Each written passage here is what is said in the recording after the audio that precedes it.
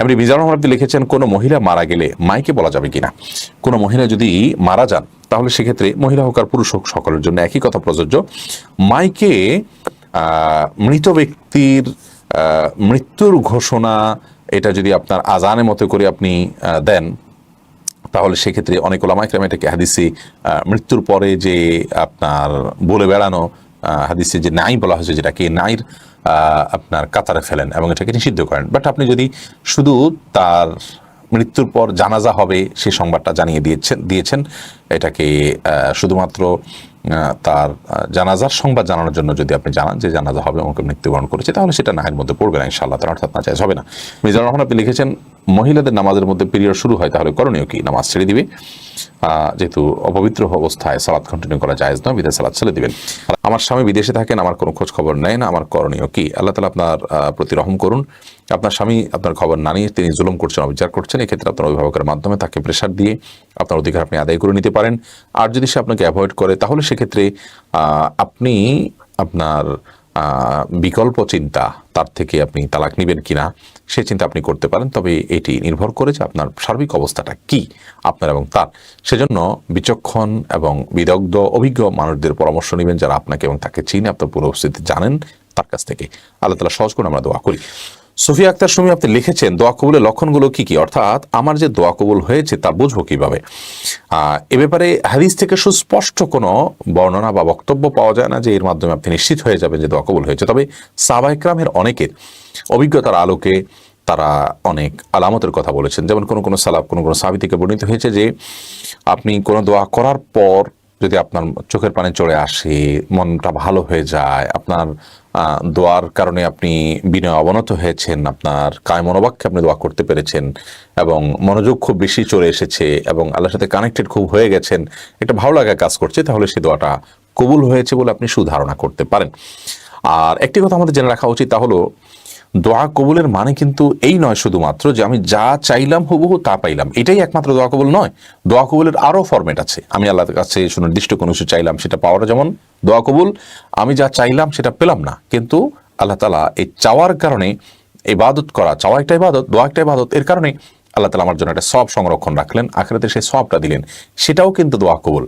এবং কোন হাদিসে আছে যে সেই কবুলের ফলে বান্দা যখন দেখবে যে অনেক আমল অনেক সওয়াব পাচ্ছে আখিরাতে, সে আল্লাহকে জিজ্ঞাসা করবে যে আল্লাহ এই সওয়াবগুলো কোত্থেকে এলো, আমি তো এই আমলগুলো করিনি, এত আমল করিনি। তখন আল্লাহ তাআলা বলবেন যে তোমার দোয়া দুনিয়াতে যেগুলো করেছ সেগুলোর অনেকগুলো আমি দুনিয়াতে দেইনি, তোমার কাঙ্ক্ষিত বিষয়টা, তার জন্য সওয়াব রেখে দিয়েছি। বান্দা তখন আশা করবে এবং আক্ষেপ করবে যে আল্লাহ কেন আমার অন্য সব দোয়াগুলো কবুল না হয় এরকম সওয়াব আমার জন্য রেখে দেওয়া হলো না, যেটা অনন্ত অসীম কালের জন্য আমার কাজে আসবে। তো এখান থেকে বোঝা গেল যে দোয়া কবুল হওয়া মানে শুধুমাত্র কাঙ্ক্ষিত জিনিস পাওয়া নয়। আমরা দোয়া করতে থাকবো, দোয়ার শর্ত পূরণ করে দোয়া করলে দোয়া কবুল হয়েছে হবে, এই সুধারণা আমাদের মধ্যে থাকতে হবে। আপনি হালাল উপার্জন করবেন এবং হারাম কোনো বিষয়ে দোয়া করবেন না, বৈধ বিষয়ে দোয়া করবেন, কায় মনোবাক্যে দোয়া করবেন আল্লাহর কাছে। দোয়ার মৌলিক শর্তগুলো যদি আপনি পূরণ করেন, দোয়াতে দরুদ পাঠ করবেন, আল্লাহর প্রশংসা থাকবে, তাহলে সেক্ষেত্রে ইনশাআল্লাহ আপনার সেই দোয়া কবুল হবে। সেটা কাঙ্ক্ষিত জিনিস পেয়েও হতে পারে, আখিরাতে আল্লাহর কাছে সওয়াব পেয়েও হতে পারে। বিধায় দোয়ার ব্যাপারে নিরাশ হওয়া উচিত নয় এবং আশাবাদী থাকা উচিত। হাদিসগুলো দিকে তাকালে দোয়া আমাদেরকে আশাবাদী হতেই শেখায়।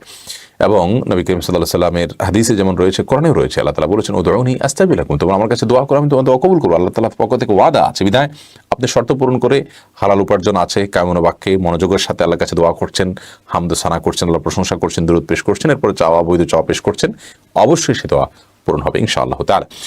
রাশিদুল ইসলাম আপনি লিখেছেন বিবাহের পর অনেক দিন অনেক বছর প্রবাসে থাকলে কি পুনর্বিবাহ করতে হবে? না, যতদিনই থাকেন এর কারণে বিবাহ ভাঙবে না। তবে স্ত্রীর অধিকার নষ্ট করে তার যে প্রয়োজন সেটা পূরণ না করে এভাবে দুর্দেশে পড়ে থাকাটা এটি ঈশ্বরের দৃষ্টিকোণ থেকে কোনো ভালো কাজ নয়। এবং এর ফলে যদি স্বামী স্ত্রী উভয় গুনাহের মধ্যে লিপ্ত হওয়ার আশঙ্কা থাকে তাহলে এরকম প্রবাস জীবন পার করাও জায়েজ নয়। পৃথিবী অবাক আইডি থেকে আপনি লিখেছেন সুন্নতে খাতনার দাওয়াতের উপহার দেওয়া যাবে কিনা?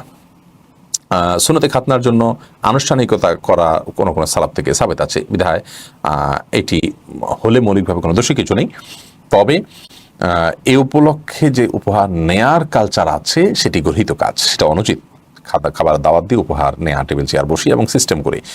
আর যারা খেয়েছেন তারা নিজেদের থেকে সন্তানকে উপহার দিচ্ছেন, বাবাকে উপহার দিচ্ছেন, এটা তো একান্ত তাদের বিষয়। এটি যদি কোনো কথার মধ্যে সিস্টেমের কারণে দিতে বাধ্য না হয়ে নিজের থেকে তারা দিয়ে থাকেন উইলিংলি, তাহলে এটা জায়েজ আছে। তানিয়া তুষি আপনি লিখেছেন, আমার বাসায় মেহমান আসলে আমি যদি আমার সাধ্য মতো খাবার দেই, কিন্তু মেহমান আমার উপর অসন্তুষ্ট হন, আল্লাহ সন্তুষ্ট হবেন কিনা, ইসলাম কি বলে? আপনি আপনার সাধ্য অনুযায়ী দিয়েছেন, বেশি সাধ্য আপনার নাই, তাহলে সেক্ষেত্রে আপনার আল্লাহর কাছে সওয়াব পাবেন। মেহমান মন খারাপ করলেও কিছু আসে যায় না। নবী করিম সাল্লাল্লাহু আলাইহি ওয়াসাল্লাম বলেছেন, যে ব্যক্তি আল্লাহর প্রতি ঈমান রাখে ফালিয়ুকরিম যায়ফা, সে ব্যক্তি যেন তার অতিথিকে আপ্যায়ন করে। তো আপ্যায়ন বলতে যেটা বোঝায় সেটা হলো যে সাধ্য অনুযায়ী আপনি অতিথির কে ভালো খাবার দেওয়ার চেষ্টা করবেন। আপনি সাধ্য অনুযায়ী দিয়েছেন, এর চেয়ে বেশি আপনার সাধ্য নাই, অসুবিধা নেই, আপনার এলাকায় সব পেয়ে যাবেন ইনশাআল্লাহ। অতিথি মনে যদি কষ্ট পান, তাহলে সে কষ্টের কারণে আপনার কিছু হবে না। কিন্তু আপনার সাধ্য আছে, তারপরও আপনি অবহেলা করছেন, যাতা দিয়ে মেহমানদারি করে দিচ্ছেন, তাহলে সেক্ষেত্রে আপনি মেহমানকে সম্মান করলেন না, তাকে আপ্যায়ন এবং আদর যত্ন করার যে নির্দেশনা সেটি পালন করলেন না, বিধায় সেটি অন্যায় কাজ। এরপর ইসলামী প্রশ্নোত্তর আমাদের ইউটিউব চ্যানেল, সেখানে প্রশ্ন করেছেন একজন, কেউ খাটে বা উপরে বসে থাকলে তখন নিচে বসে বসে কোরআন পড়া যাবে কিনা? খাটে কেউ বসে আছেন, আপনি নিচে বসে বসে কোরআন কারীমের তেলাওয়াত করছেন, এটা যদি একেবারেই দৃষ্টিকটু লেভেলের হয়, ধরুন আপনি খাটের এক পাশে আছেন বসে, আর ঠিক তার নিচেই কোরআনটা আছে, তাহলে এটা দেখতেই আপনার কাছে মনে হয় যে কোরআনের প্রতি অসম্মান হচ্ছে, তো সেরকমটি করা উচিত নয়। আর যদি মনে হয় যে না, আপনি খাটের একেবারে অন্য প্রান্তে আছেন, তিনি নিচে আছেন বা তিনি একটু দূরে আছেন, বাহ্যত এটা কোরআনের প্রতি অবমাননাকর বা অপমানকর বা দৃষ্টিকটু টাইপের হচ্ছে না, তাহলে সেক্ষেত্রে সেটি আপনি করতে পারেন। মূল বিষয়টা হলো কোরআনের প্রতি সম্মান প্রদর্শন করতে হবে, অসম্মান যেন না হয় সেদিকটি খেয়াল রাখতে হবে। আল্লাহ তাআলা কোরআনে কারীমে সূরা হজের 32 নম্বর আয়াতে বলেছেন, ওয়া ইউআযযিম শাআইরাল্লাহ ফাইন্নাহা মিন তাকওয়াল কুলুব। আল্লাহর নিদর্শনগুলোকে যে ব্যক্তি সম্মান করবে, এটা তার অন্তরে যে তাকওয়া রয়েছে তার অন্যতম নিদর্শন হিসাবে, অন্যতম আলামত হিসাবে বিবেচিত হবে। বিধায় আপনি কোরআনে কারীম আল্লাহ তাআলার কালাম, সেই হিসাবে এটা প্রতি সম্মান প্রদর্শন হতে হবে, অসম্মান হয় এমন কোনো কাজ করা যাবে না। এজন্য একেবারে দৃষ্টিকটু টাইপের যদি হয়, তাহলে সেক্ষেত্রে অবশ্যই সেটা অ্যাভয়েড করতে হবে বা করা উচিত। এরপরে মিফতাহুল জান্নাত লিখেছেন, বেশিক্ষণ পা ভাঁজ করে বসে থাকতে সমস্যা হলে পা বিছিয়ে কোরআন তেলাওয়াত করা যাবে কিনা? যাবে, কোনো অসুবিধা নেই।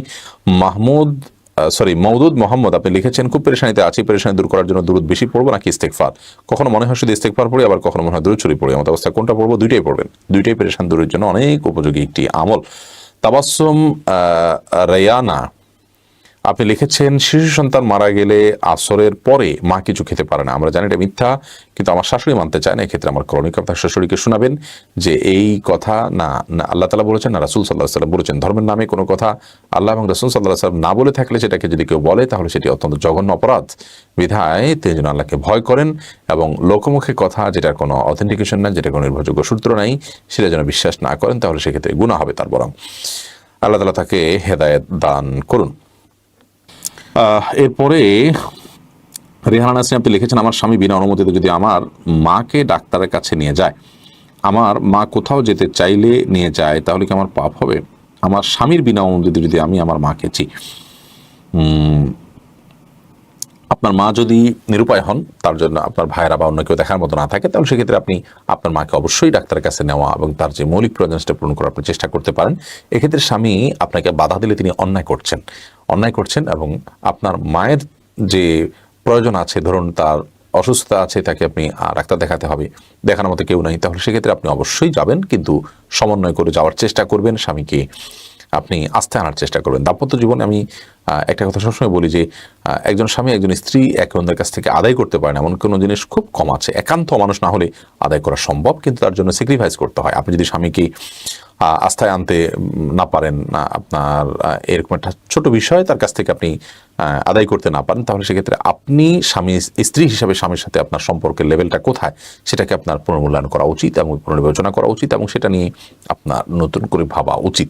তবে হ্যাঁ, মৌলিকভাবে সে কথাই যে আপনার মা নিরুপায় অসুস্থ হচ্ছেন, আপনি সন্তানের সেবা অবশ্যই তার সেবা করবেন সাধ্য অনুযায়ী, কিন্তু স্বামীর সংসার ফেলে দিয়ে নয় বা স্বামীর সংসারের ক্ষতি করে নয়, আপনি আপনার সুযোগ বুঝে তার সেবা অবশ্যই করতে হবে। স্বামী অসম্মত থাকলেও আপনি সেটা করতে পারবেন।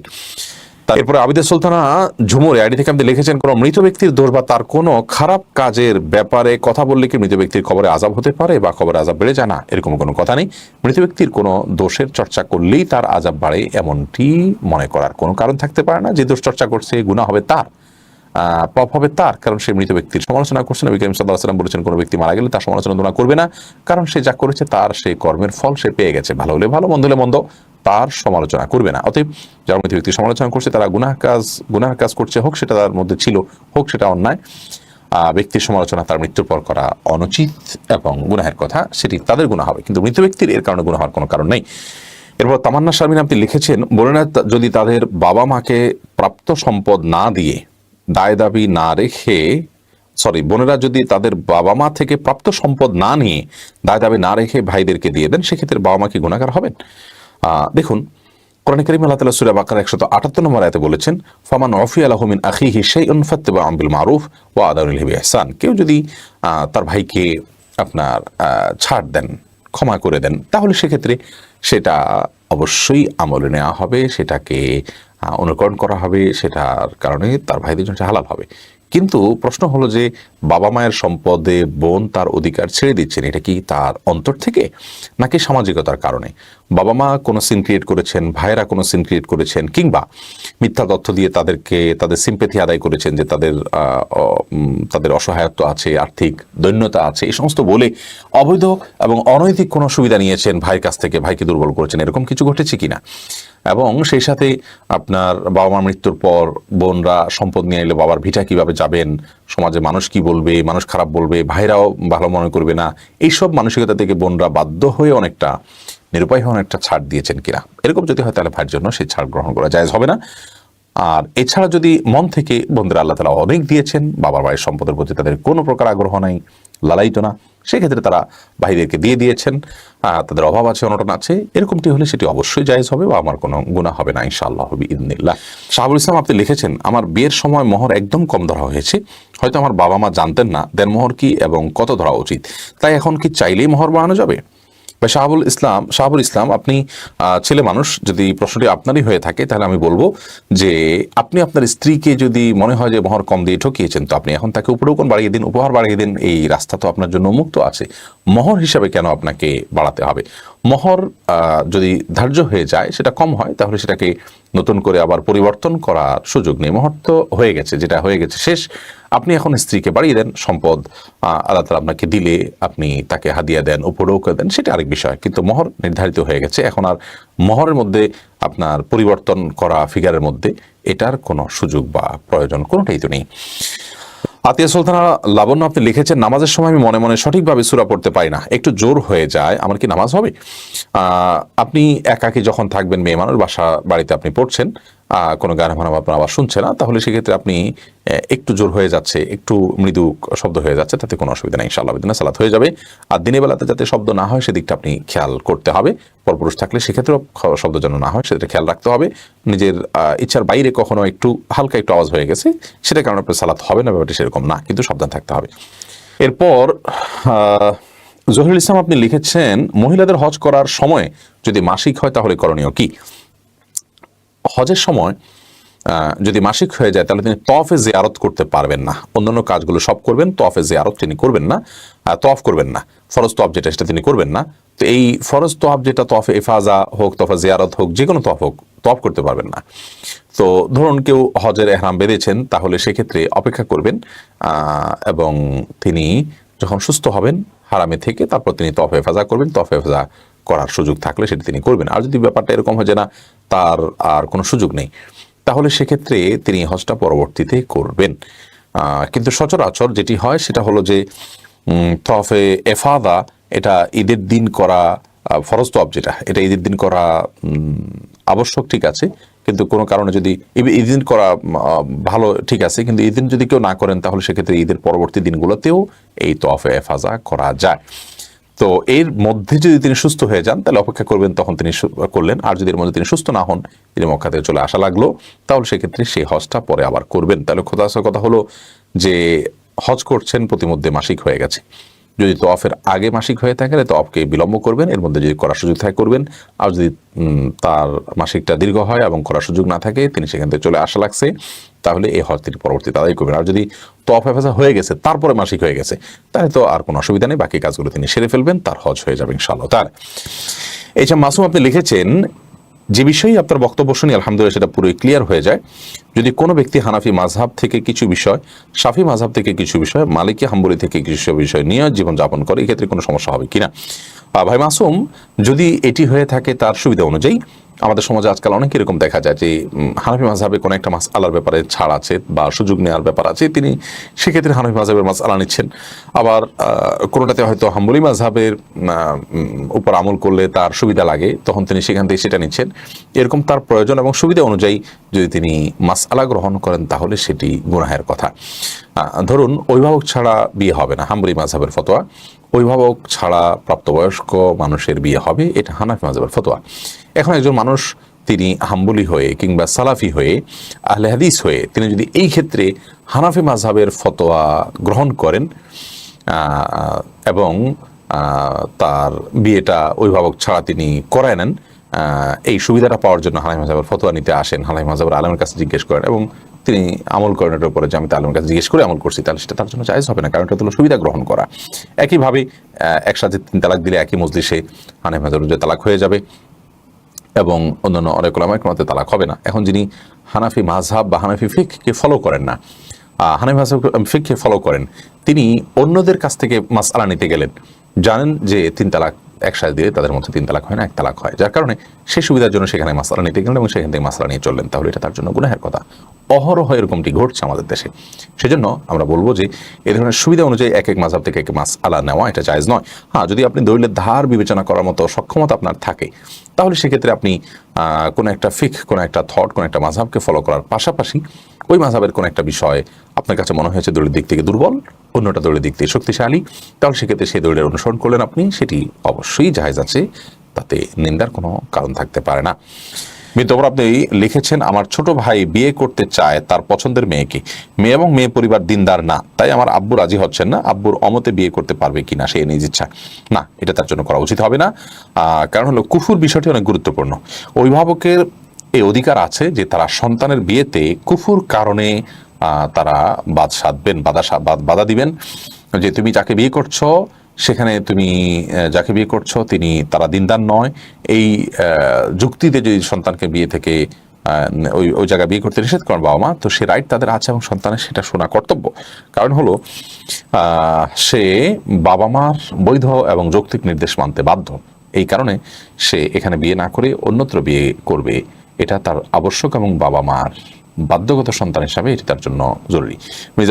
এরপরে এসকে মোহাম্মদ শামীম আপনি লিখেছেন, আমি নামাজের সিজদা দেবার সময় মনে মনে ভাবি কাবা শরীফে আল্লাহর চেয়ার আর আল্লাহ সেই চেয়ারে বসা আছে, আমি আল্লাহর পায়ে সিজদা দিচ্ছি, এভাবে ভাবা কি আমার জায়েজ হবে? বা শামীম, না, এভাবে আপনার জন্য ভাবা জায়েজ নয়। তার কারণ হলো যে আপনার প্রথমত আল্লাহ রাব্বুল আলামিনকে আপনি আমাদের মতো এরকম কল্পনা করার কোনো সুযোগ নেই, লাইসা কামিথলিহি শাই, আল্লাহর অনুরূপ আর কেউ নন, এবং ওয়ালাম ইয়াকুল্লাহু কুফুয়ান আহাদ, আল্লাহর সমকক্ষ কেউ নয়। অতএব আপনার স্মৃতিতে আপনি কোনো সৃষ্টির সাথে আল্লাহকে তুলনা করে কল্পনা করলে সেটি ভুল হবে, এটি একটি বিষয়। দ্বিতীয়ত হলো যে আল্লাহ রাব্বুল আলামিন তো কাবার ভিতরে নেই, বিধায় আল্লাহ তাআলাকে আপনি সেখানে কল্পনা করাটা এটা অবশ্যই আপনার জন্য অনুচিত এবং গর্হিত বিষয়। আপনি এটাকে কারেকশন করবেন। এটা আল্লাহ তাআলার ঘর, মানুষের ইবাদতের জায়গা, ভিতরে শূন্যতা আছে। আল্লাহ রাব্বুল আলামিন আরশ আজিমের উপরে, আরশ আজিমের ঊর্ধ্বে আল্লাহ তাআলা আছেন, বিধায় আল্লাহ তাআলাকে এই ধরনের কোনো সৃষ্টির সাথে কল্পনা করা, জল্পনা করা, তার চেয়ারকে কল্পনা করা, এগুলো আমাদের জন্য অনুচিত কাজ এবং জায়েজ নয়। এরপরে মোশাররফ হোসেন আপনি লিখেছেন, একসাথে একাধিক মৃত ব্যক্তির পক্ষ থেকে কি ওমরা নিয়ত করা যাবে? মূলত ওমরা আপনি নিজের থেকে করবেন, মৃত ব্যক্তির তরফ থেকে ওমরা করা যায়, সেই হিসাবে আপনি করতে পারেন, একজন ব্যক্তির তরফ থেকে একটি ওমরা করতে পারেন, কিন্তু একই ওমরা অনেকের তরফ থেকে দিবেন বা অনেকের তরফ থেকে একটা ওমরার তালবিয়ার সময় আপনি অনেকের পক্ষ থেকে করা নিয়ত করবেন, এটি সঠিক হবে না। কারণ যে কোনো একজনের তরফ থেকে একটি ওমরা, একটি হজ হয়। হজ এরা কয়েকজনের তরফ থেকে একটি হজ হয় না, কয়েকজনের তরফ থেকে একটা ওমরা হয় না, কিন্তু ওমরা হজ একজন ব্যক্তি থেকে হয়। আর অন্যদেরকে যাদেরকে শামিল করতে চান তাদের জন্য আপনি দোয়া করবেন হারামে গিয়ে এবং অন্যান্য কাজ করবেন ইনশাআল্লাহ তাআলা। এমনি জাহিদুল ইসলাম লিখেছেন, সুন্নতে ঘাত না করার কোনো বয়স এবং নির্দিষ্ট মাস আছে কিনা? না, এর মধ্যেই করতে হবে এমন কোনো কথা নেই, এবং এই মাসেই করতে হবে এরকম কোনো কথা নেই। তবে যত আগে করা যায় বাচ্চার জন্য তত বেশি উপযোগী। হোসাইন এমডি নজরুল আপনি লিখেছেন, বাবা মা যদি আমার আকিকা না করে থাকে আমি কি করতে পারবো? হ্যাঁ, করতে পারেন। বিভিন্ন হাদিস থেকেও এটি সুস্পষ্টভাবে প্রমাণিত যে বয়স্ক হওয়ার পর আকিকা করা যেতে পারে, যদিও সপ্তম দিনে করাটা উত্তম। এরপরে তাসমিয়া রাজ্জাকি আলী থেকে আপনি লিখেছেন, টিকটিকি ঠিক শব্দ করলে কি লা হাওলা ওয়ালা কুওয়াতা ইল্লা বিল্লাহ পড়তে হয়? আমাদের সমাজে প্রচলিত আছে যে টিকটিকি যদি ঠিক আওয়াজ করে, তার আওয়াজই টিকটিকি টাইপের, এরকম আওয়াজ করলে তাহলে সেক্ষেত্রে কোনো কিছু আমরা বললে তখন টিকটিকি আওয়াজ করলে তখন সে আমাদের সমর্থন করলো, কথাটা সত্য সঠিক এরকমটি, এটা যে কুসংস্কার সেটা বোঝার জন্য বোধ হয় খুব একটা পণ্ডিত হওয়ার প্রয়োজন নেই, আমরা সবাই মোটামুটি বুঝি। কারণ টিকটিকির এই ঠিক শব্দ এটা না হয় বাংলার সাথে খাটলো, টিকটিকি তো সারা দুনিয়াতে একরকমই শব্দ করে, তাহলে অন্য দেশে মানুষ সেটাখান থেকে ঠিক বুঝবে কেন? অন্য কোথাও টিকটিকের অর্থ অন্য কিছু বিপরীত বরং হতে পারে, তখন কি তারা ভুল কিছু বুঝবে? এগুলো কিছু কিছু কুসংস্কার এবং গর্হিত বিষয়। আর টিকটিক আওয়াজ শুনলে রাহরা কোতেলে বলা পড়ার কোথাও কোনো হাদিস দ্বারা প্রমাণিত নয়, এটি সম্পূর্ণ ভুল এবং ভ্রান্ত বিশ্বাস আমাদের। তবে হ্যাঁ, আমরা লা হাওলা ওয়ালা কুওয়াতা ইল্লা বিল্লাহ এটা অত্যন্ত গুরুত্বপূর্ণ আমল হিসাবে আমরা যখন সুযোগ আমরা পড়ব, বিশেষ করে হাদিসে আসছে এটাকে কানজুম মিন কুনুজিল জান্নাহ বলা হয়েছে। নবী সাল্লাল্লাহু আলাইহি ওয়াসাল্লাম বলেছেন লা হাওলা ওয়ালা কুওয়াতা ইল্লা বিল্লাহ, এটা হলো জান্নাতের যে ভান্ডার সমূহ আছে, এই ভান্ডার সমূহের মধ্যে থেকে একটা হলো এটা।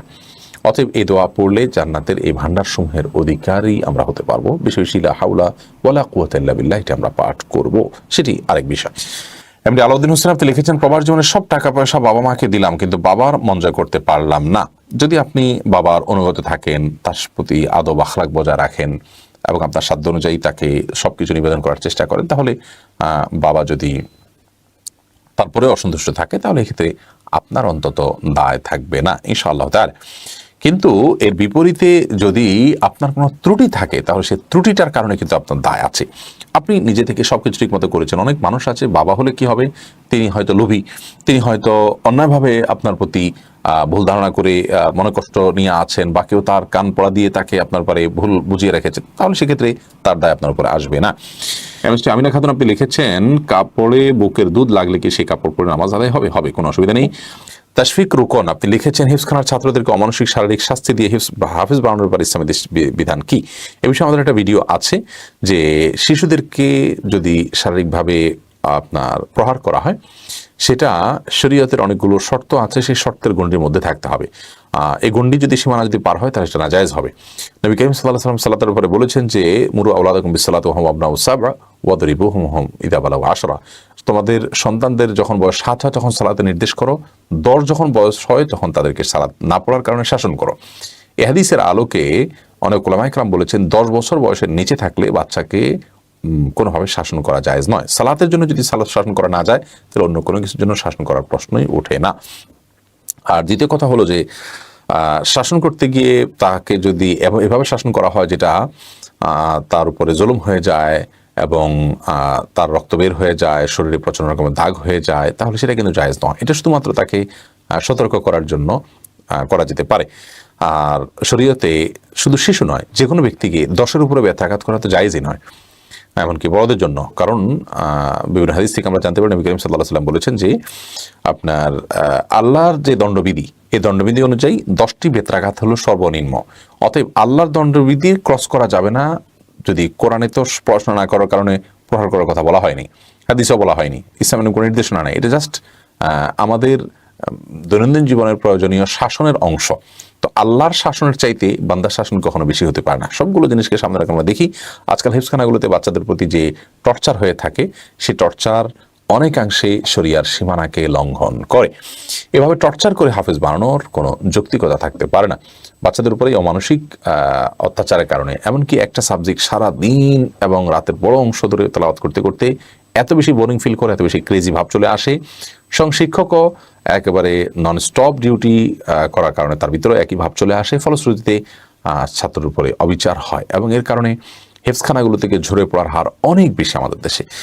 এত বেশি বাচ্চা হেফজখানা থেকে নষ্ট হয়, ঝরে পড়ে এবং তার হেফজও হয় না, যেটা আসলে বলা বাহুল্য। আমার তো মনে হচ্ছে যে 50% বেশি বাচ্চা হেফজখানা যারা ভর্তি হয় তাদের হেফজ হয় না এবং এর মধ্যে একটা বড় অংশ ঝরে পড়ে।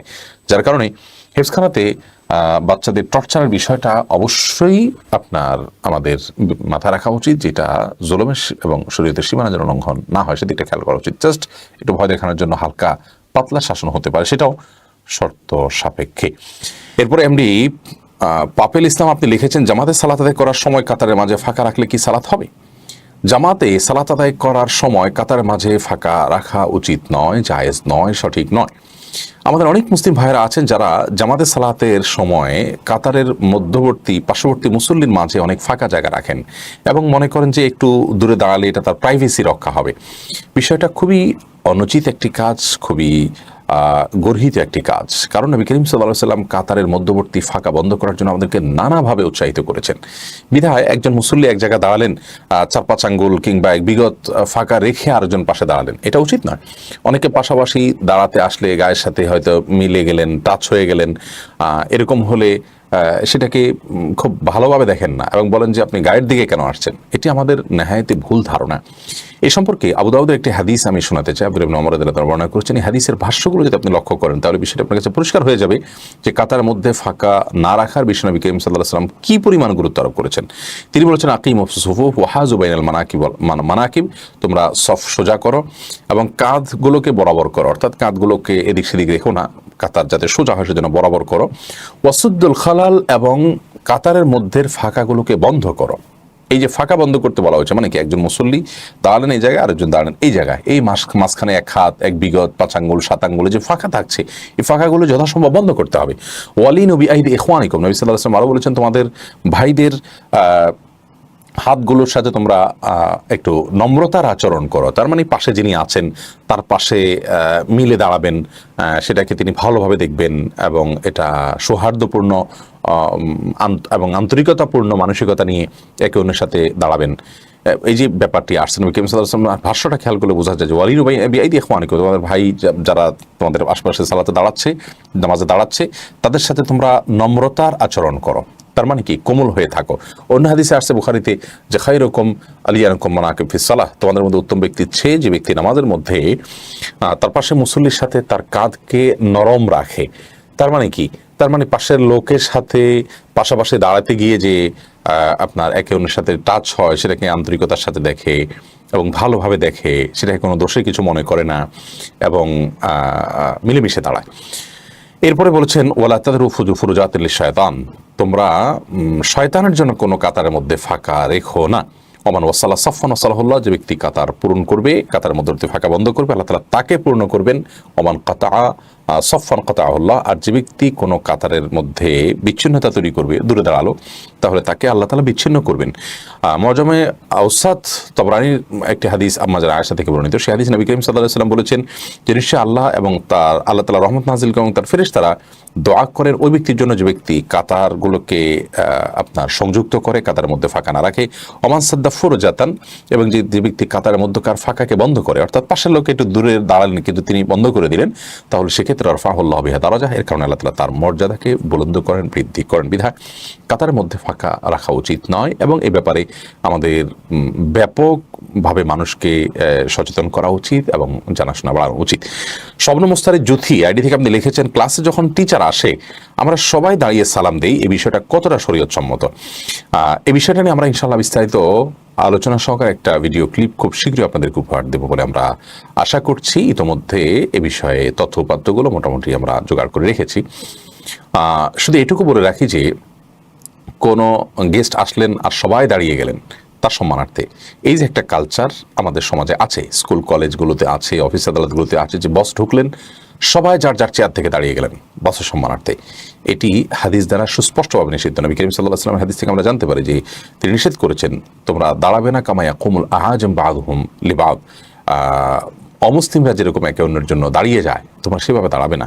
তবে হ্যাঁ, কোনো আগন্তুক এসেছেন, আপনার মা এসেছেন, বৃদ্ধ মানুষ, আপনি উঠে গেলেন, তাকে ধরলেন, তাকে হেল্প করলেন, বা এরকম আরও বিভিন্ন শর্ত সাপেক্ষে দাঁড়ানোটা জায়েজ আছে এবং বিভিন্ন বর্ণনা থেকে সেটির সপক্ষে সমর্থন যেটুকু পাওয়া যায় সেটিগুলোর আলোকে দাঁড়ানো জায়েজ আছে। বাকি মৌলিকভাবে যে দাঁড়ানোর কালচার আমাদের সমাজে প্রচলিত আছে, যেমনটি বললাম স্কুল কলেজ অফিস আদালতে যে টিচার ঢুকলেন তো সবাই যার যার জায়গা থেকে দাঁড়িয়ে যাবেন, তারপর সবাই বসবেন, এই কালচারটি নবী করিম সাল্লাল্লাহু আলাইহি ওয়াসাল্লামের সুস্পষ্ট হাদিস দ্বারা নিষিদ্ধ।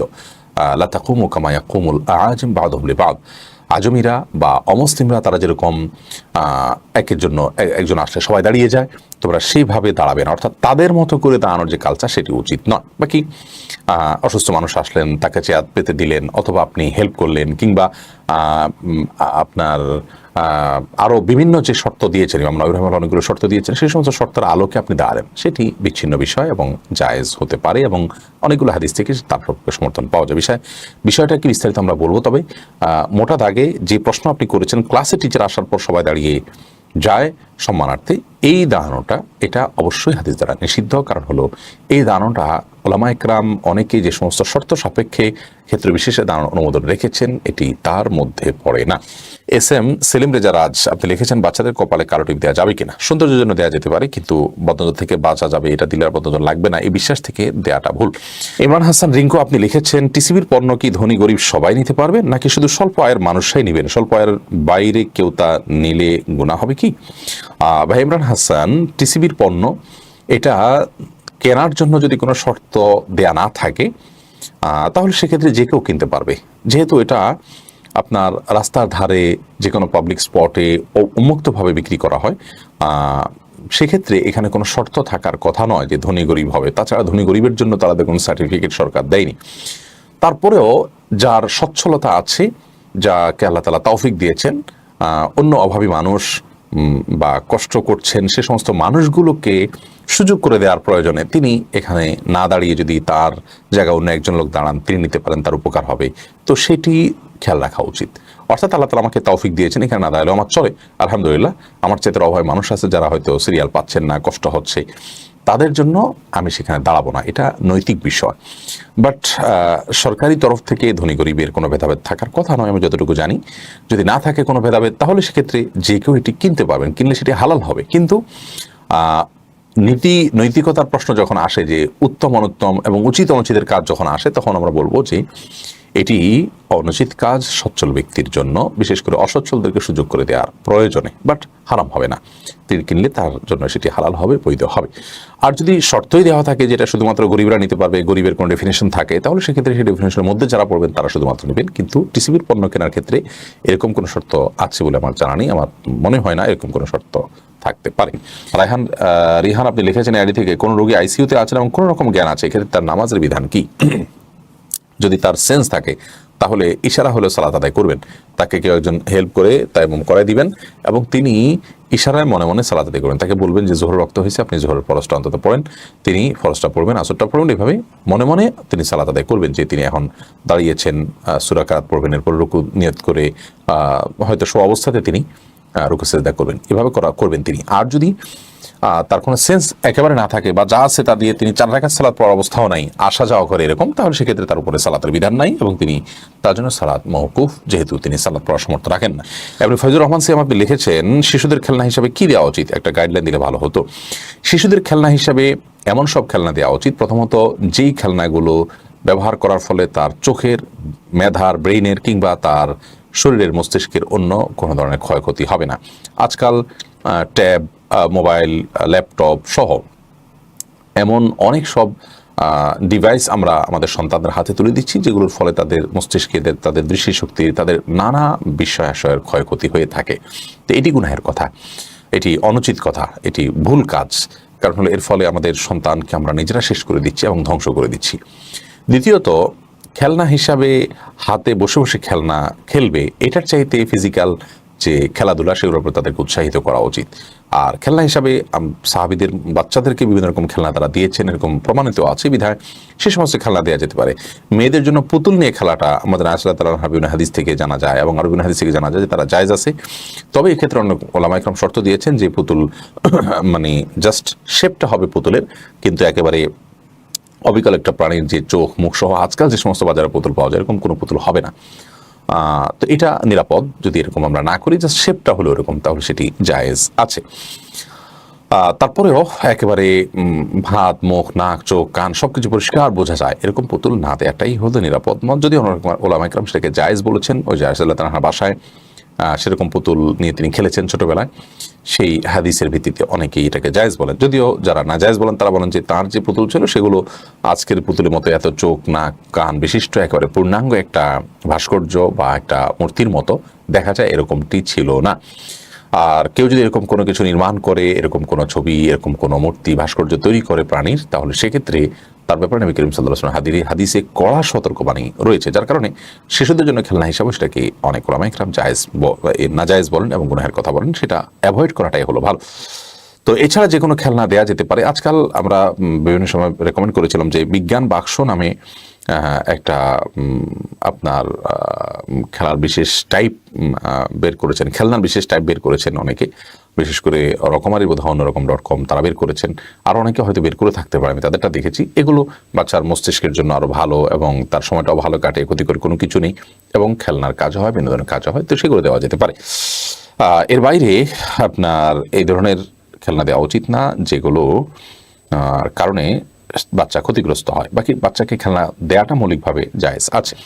রবিনা আক্তার আপনি লিখেছেন, ফোনে বিকাশের আশা ইন্টারেস্টের টাকা কি করা উচিত? বিকাশের আশা ইন্টারেস্ট এটা বন্ধ করা যায়, ঠিক একইভাবে নগদ সহ অন্যান্য যে মোবাইল ব্যাংকিং সিস্টেম আছে সেই সিস্টেমের আপনার টাকা পয়সাগুলোর ইন্টারেস্টকে বন্ধ করা যায়। আপনি ইন্টারেস্ট অফ করে রাখবেন, সেটা হলো নিরাপদ। আপনি নিলেন না, জাস্ট টাকাটা সেফটির জন্য সেখানে রাখলেন। আর যদি ইন্টারেস্ট চলে আসে ইতোমধ্যে, তাহলে সেক্ষেত্রে সেই টাকাটা আপনি গরিব দুঃখীকে দান করে দিবেন এবং আপনার চেনাশোনা কোনো গরিবকে তাদের পক্ষ থেকে আপনি সবার উদ্দেশ্য ছাড়া দান করে দিবেন। এর মাধ্যমে ইনশাআল্লাহ আপনি দায়মুক্ত হতে পারেন। এরপরে শামিমা জান্নাত আপনি লিখেছেন, যেহেতু হিফজ করার সময় একটা আয়াত বারবার পড়তে হয়, সেক্ষেত্রে সিজদার আয়াত হিফজ করার সময় কিভাবে সিজদা দিব? এক্ষেত্রে সিজদার আয়াত বারবার পড়তে থাকবেন, কিন্তু সিজদা দিবেন একটি। একই জায়গায় বসে যতবার আপনি সিজদার আয়াত পড়তে থাকেন, সিজদা আপনাকে শেষে একটি দিয়ে দিলেই আদায় হয়ে যাবে। প্রতিবারের জন্য আলাদা আলাদা করে সিজদা দিতে হবে না। রোমা আক্তার আপনি লিখেছেন, কোরআন মুখস্থ তেলাওয়াত এবং দেখে তেলাওয়াত করার মাঝে পার্থক্য আছে কি? কোরআনে কারীম দেখে তেলাওয়াত করা তুলনামূলকভাবে মুখস্থ তেলাওয়াতের চেয়ে উত্তম বলে অনেক উলামা ইকরাম বলেছেন। এবং এর সপক্ষে ইমাম নবী রাহিমাহুল্লাহ সহ অনেক উলামা ইকরাম অনেকগুলো যুক্তি উল্লেখ করেছেন যে কোরআনে কারীম দেখে পড়াটা উত্তম, তাতে নির্ভুল হওয়ার সম্ভাবনা বেশি থাকে এবং দেখে দেখে পড়লে তিনি কোরআনের প্রতি মনোযোগ তার রাখা সম্ভব হয়, অন্য মনস্ক থাকবেন না, অন্য কাজ করবেন না, কোরআনের প্রতি পূর্ণ মনোযোগ দিবেন। এর জন্য দেখে পড়াটাকে মুখস্থ পড়া চাইতে উত্তম বলেন। তবে কোনো কোনো ক্ষেত্রে আপনার মুখস্থ পড়াটা উত্তম হতে পারে। ধরুন কেউ যদি মুখস্থ পড়লে তার বরং আরো চিন্তা ভাবনা করার, কোরআন নিয়ে গবেষণা করার, তাদাব্বুর করার, কোরআনকে আরো বেশি স্টাডি করার, বোঝার মতো সুযোগ তৈরি হয় তার মুখস্থ তেলাওয়াতের ফলে, তাহলে সেটা তার জন্য উত্তম হতে পারে। ওই ব্যক্তির জন্য তেলাওয়াত করার দেখে পড়ার চাইতে মুখস্থ করাটা বেশি সওয়াবের হতে পারে। তবে মৌলিকভাবে দেখে এবং মুখস্থ উভয়টাই কিন্তু সওয়াবের বিষয়। বিধায় কেউ মুখস্থ দেখে তেলাওয়াত করলে যেমন সওয়াব পাচ্ছেন, মুখস্থ তেলাওয়াত করলেও তিনি সওয়াব পাবেন। জাস্ট এখানে মানে উত্তম অনুত্তমের বিষয়, সওয়াবের কোনো মানে সওয়াব হবে না হবে এরকম বিষয় না। মেহজাবিন হাসান তাকিয়ে আপনি লিখেছেন, কাজের লোককে কি ফিতরা টাকা হতে ফিতরা দেওয়া যাবে? যদি আপনি তার যে বেতন, তার যে প্রাপ্য, সেগুলো সবগুলো পুঙ্খানুপুঙ্খরূপে দিয়ে থাকেন, এরপর অতিরিক্ত হিসাবে আপনি ফিতরা টাকা তাকে দেন, তাহলে সেটি তার জন্য নেওয়া জায়েজ হবে, আপনার জন্য দেওয়া জায়েজ হবে। শর্ত হলো যে আপনি তাকে তার দেওয়ার ক্ষেত্রে তার যে পাওনা আছে, তার যে প্রাপ্য আছে, সেক্ষেত্রে কোনো প্রকার ত্রুটি করছেন না, কোনো প্রকার বিচ্যুতি করছেন না, সব ঠিকঠাক মতো দিয়ে দিচ্ছেন। এরকম যদি হয় তাহলে সেক্ষেত্রে আপনি তাকে অতিরিক্ত হিসাবে ফিতরা দিতে পারেন, যদি সেই ফিতরার হকদার হয়, গরিব হয়, জাকাতের হকদার হয়। এরপরে প্রশ্ন হলো মোহাম্মদ গরিব আপনি লিখেছেন, আমি একটা নতুন টিউশনে পেয়েছি, কিন্তু কর্তা হচ্ছেন ব্যাংকার, যা নিশ্চয়ই সুদের টাকা। এখন ওনার টাকা থেকে বেতন গ্রহণ করা কি আমার জন্য হারাম হবে? কেউ যদি সম্পূর্ণ সুদের উপর নির্ভরশীল হয় বা সুদের টাকা তিনি বেতন হিসাবে পেয়ে থাকেন, তাহলে সেক্ষেত্রে এই ব্যক্তির যে উপার্জন আছে, সেই উপার্জনের টাকা সেখান থেকে আপনি টিউশনের করে যদি টাকা নেন, তাহলে সেক্ষেত্রে অনেক ওলামা ইকরামের মতেই সেটি নাজায়েজ হবে, সেটি গুনাহ হবে, সেটি আপনার জন্য নেওয়া সঠিক হবে না। যদিও কোনো ওলামা ইকরাম জায়েজ বলেছেন, এক্ষেত্রে নাজায়েজ হওয়ার পাল্লাটাই বেশি ভারী এবং নাজায়েজ হওয়ার বিষয়টি অধিকতর শক্তিশালী। বিধায় এই বিষয়ে আমাদেরকে দায়িত্বশীল থাকতে হবে এবং বিকল্প কোনো উপার্জনের পথ খুঁজে বের করার চেষ্টা করতে হবে। কাহাফ টিভি আইডি থেকে আপনি লিখেছেন, ইতিকাফে বসলে মসজিদ কমিটি কিছু হাদিয়া দেয়, এটা কি নেওয়া যাবে? না, ইতিকাফ তো একটি ইবাদত, এটার জন্য মসজিদ কমিটি কেন হাদিয়া দিবে? অন্য কাউকে না দিয়ে আপনাকে কেন দিচ্ছে? আমাদের সমাজে বিশেষ করে প্রচলন আছে যে আপনার এলাকাতে কোনো লোক ইতিকাফে বসতে না পারলে কোনো অভাবী মানুষকে ইতিকাফে বসায় দেয় এবং তাকে কিছু টাকা পয়সা দিয়ে দেয়। এটি নাজায়েজ কাজ এবং গুনাহের কাজ, কারণ ইবাদতের ক্ষেত্রে কোনো প্রকার আর্থিক লেনদেন করা জায়েজ নয়। যেমন দেওয়া গুনাহ, তেমন নেওয়াও গুনাহ। বিধায় এটি জায়েজ নয়। আপনি যদি বলেন যে জাস্ট হাদিয়া দিচ্ছে, তাহলে হাদিয়াটা অন্য কাউকে কেন দিচ্ছে না, আপনাকে কেন দিচ্ছে, এটা বোঝাই যায় যে ইতিকাফে বসার কারণে দিয়েছে। আর যদি ব্যাপারটা এরকম হয় যে আপনি অভাবী মানুষ, খেটে খাওয়া মানুষ, আপনি ইতিকাফে বসেছেন, অন্য কোনো একজন ব্যক্তি আপনাকে হাদিয়া দিয়েছে, আপনি ভালো কাজ করছেন, নেক কাজ করছেন, সেই জন্য হাদিয়া দিচ্ছেন, তাহলে সেটা আপনার জন্য জায়েজ আছে। আর যদি ভাবখানা এরকম হয় যে আমাদের সবার থেকে আপনি এতেকাফ বসেছেন, আমরা বসতে পারলাম না, ফিকহে হানাফি অনুযায়ী কেউ যদি এতেকাফ না বসে তাহলে পুরো এলাকাবাসী গুনাহগার হবে, সে দায় থেকে আপনি মুক্ত করেছেন, সেজন্য আপনাকে আমি দিয়েছি, একরকম ভাড়ায় বসানোর মতো, সেটা কিন্তু নাজায়েজ এবং গুনাহের কথা। আর যেটা বললাম যে আপনাকে ভালোবেসে, আপনার ভালো মানসিকতা দেখে অন্য কোনো ব্যক্তি আপনাকে দিলেন, তিনি দিবেন এরকম পরিকল্পনাও ছিল না, আপনি পাবেন তা আপনি জানতেনও না, এবং এটা পারিশ্রমিক হিসাবে এটাকে ট্রিট করার, গণ্য করার কোনো সুযোগও নেই, এরকম যদি হয়, নিছক এবং নিরেটি যদি পিওর হাদিয়া হয়, তাহলে সেটা জায়েজ আছে। এরপরে স্যার শরীফুল ইসলাম আপনি লিখেছেন, আমাদের পাড়ার মসজিদের ইমাম রাখা নিয়ে সভাপতি সেক্রেটারির মধ্যে বিবাদ দেখা দেয়, তারপর সেক্রেটারি কিছু মানুষ নিয়ে নতুন মসজিদ তৈরি আরম্ভ করেছেন। এই মসজিদের দুই দিকে দুটি মসজিদ আছে, 5-7 মিনিট হাঁটার দূরত্ব। নতুন মসজিদ নির্মাণকারীদের 90 থেকে 95 জনই নামাজি নয়। এই নতুন মসজিদে নামাজ আদায় করা যাবে কি না? দেখুন, প্রথম কথা হলো যে মসজিদ এরকম পক্ষ বিপক্ষ করে বা বিভিন্ন রকমের ব্যক্তি স্বার্থগুলোর উপরে নির্ভর করে গড়ে তোলা, এই কাজগুলো কিন্তু জায়েজ নয়। এগুলো খুবই অনুচিত এবং অনুত্তম কাজ। কারণ হলো, এই ধরনের উদ্দেশ্যে মসজিদ গড়লে সে মসজিদটা আল্লাহর জন্য হয় না। হাদিসে মসজিদের নির্মাণের যে ফজিলত বলা হয়েছে, সেগুলোতে কিন্তু বলা হয়েছে মাম্বানা লিল্লাহি মসজিদা, যে ব্যক্তি আল্লাহর সন্তোষের জন্য মসজিদ নির্মাণ করবে। আপনি তো সামান্য একটু বিতণ্ডা হলো, তাদের সাথে বনিবনা হচ্ছে না বা নেতৃত্ব নিয়ে ঝামেলা হচ্ছে, তখন আপনি আর একটা মসজিদ নির্মাণ করছেন। মসজিদ কমিটি থাকাটা কোনো আবশ্যক নয়।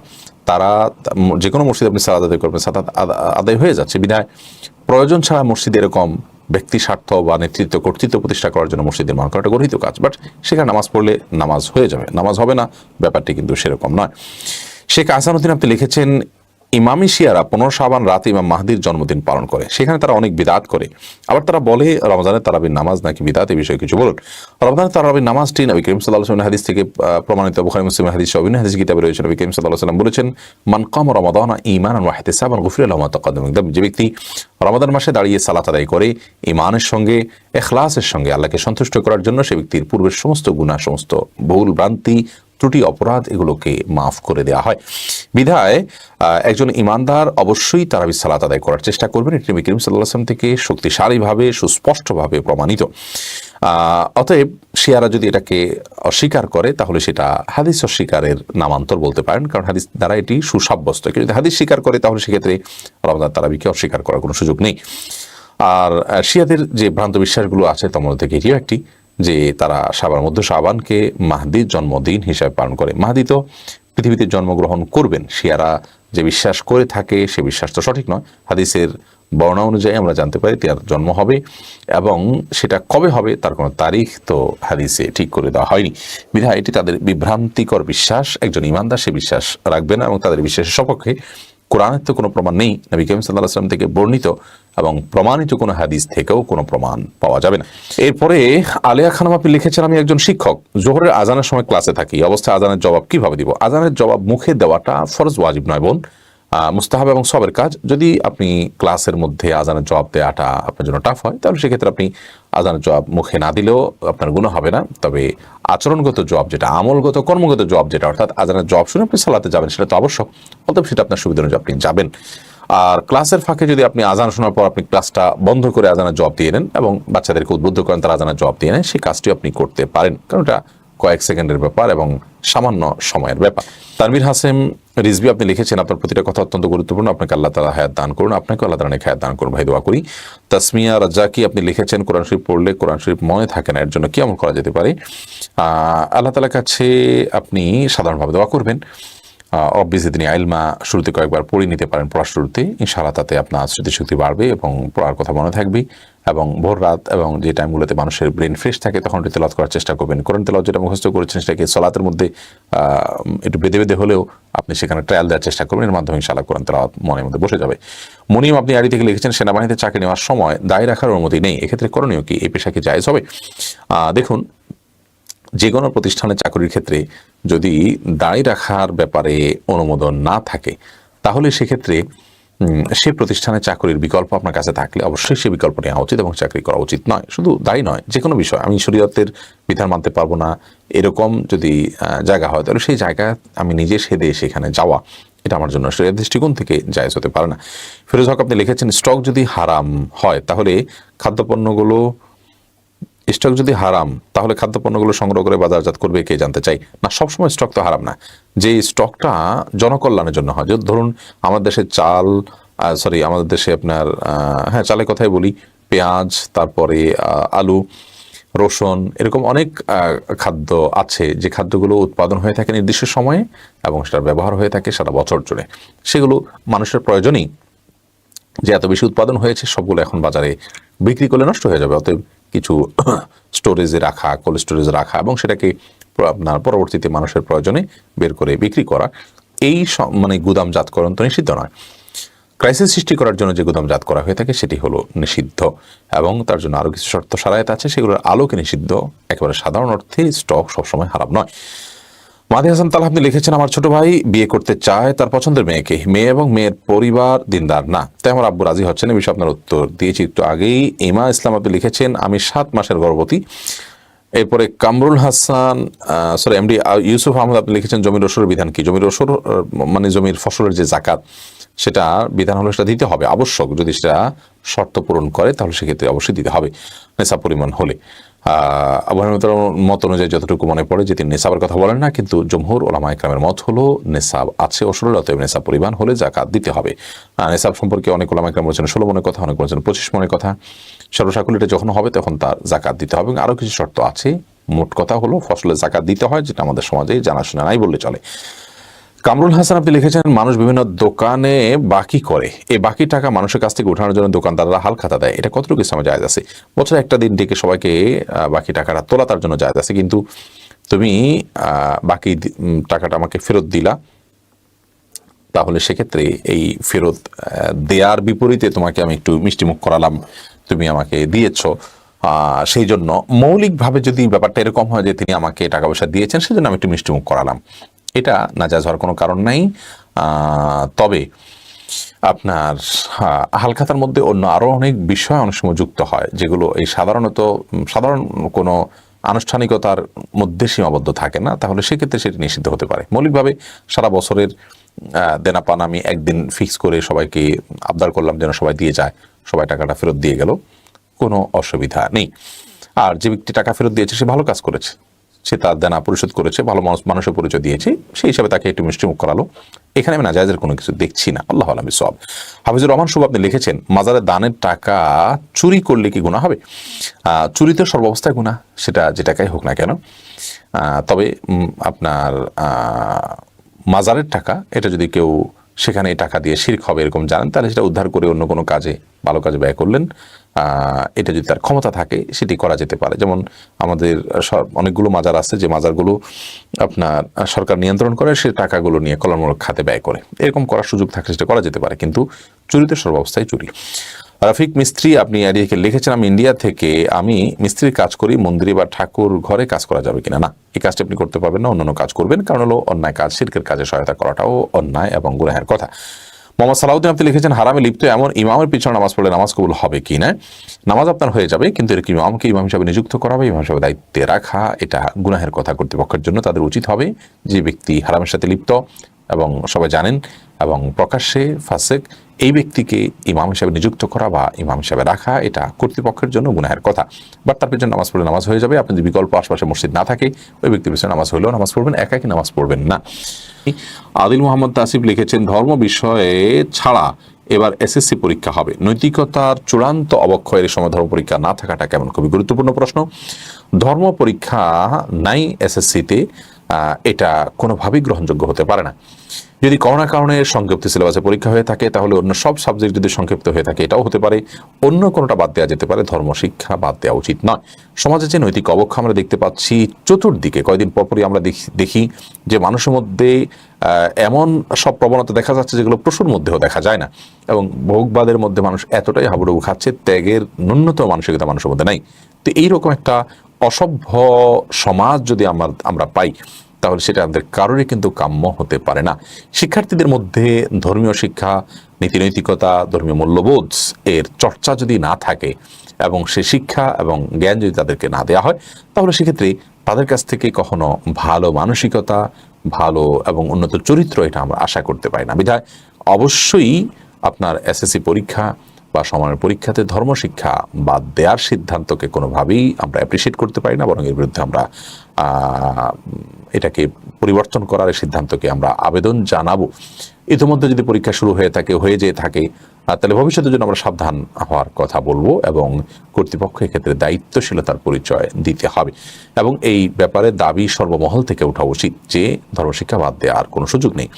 অনেক শিক্ষা প্রতিষ্ঠানে এবং অনেক আপনার শ্রেণীতে শিক্ষার্থীদের ধর্মশিক্ষার গুরুত্ব আজকাল কমে যাচ্ছে, কমিয়ে ফেলা হচ্ছে। এটি গর্হিত বিষয়, আর এটির বিরুদ্ধে আমাদের সবাইকে কথা বলতে হবে, কারণ আমাদের সন্তান আমাদের ভবিষ্যৎ।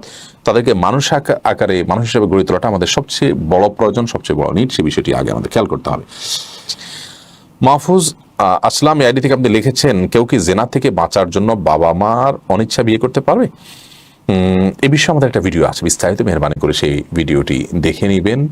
মিয়া মালিক আপনি লিখেছেন, ওমরা করতে গিয়ে ওমরার কাজ শেষ করে দেশে ফিরে না এসে সেখানে পালিয়ে কাজ করলে কি গুনাহ হবে? ওমরা করতে গিয়েছি কিংবা হজ করতে গিয়েছি, সেখানে থেকে গেলাম, এই কাজটি অন্যায় কাজ, গুনাহের কাজ। একজন ইমানদার তার আচার আচরণ, তার কাজ কারবার, তার নীতি আদর্শ হতে অত্যন্ত পরিষ্কার। সহিহ মুসলিমের একটি হাদিস থেকে আমরা জানতে পারি, নবী করিম সাল্লাল্লাহু আলাইহি ওয়াসাল্লাম বলেছেন, লা ঈমানা লিমান লা আমানাতালাহ ওয়ালা দীনা লিমান লা আহদালাহ। যে ব্যক্তির কোনো কথার ঠিক ঠিকানা নাই, যে ব্যক্তির কোনো আমানতদারিতা নাই, যে ব্যক্তি অঙ্গীকার রক্ষা করে না, যে ব্যক্তির কমিটমেন্টের কোনো মূল্য নাই, সে ব্যক্তির কোনো দিন নেই, তার কোনো ঈমান নেই। অতএব আপনি কোনো দেশে যখন যাচ্ছেন, সে দেশে গিয়ে আপনি থাকবেন না, সে দেশে আপনি অনুমোদন ছাড়া সেখানে বসবাস করবেন না, ভিসার মেয়াদ শেষ হয়ে গেলে তার আগে আগে আপনি ফিরে চলে আসবেন।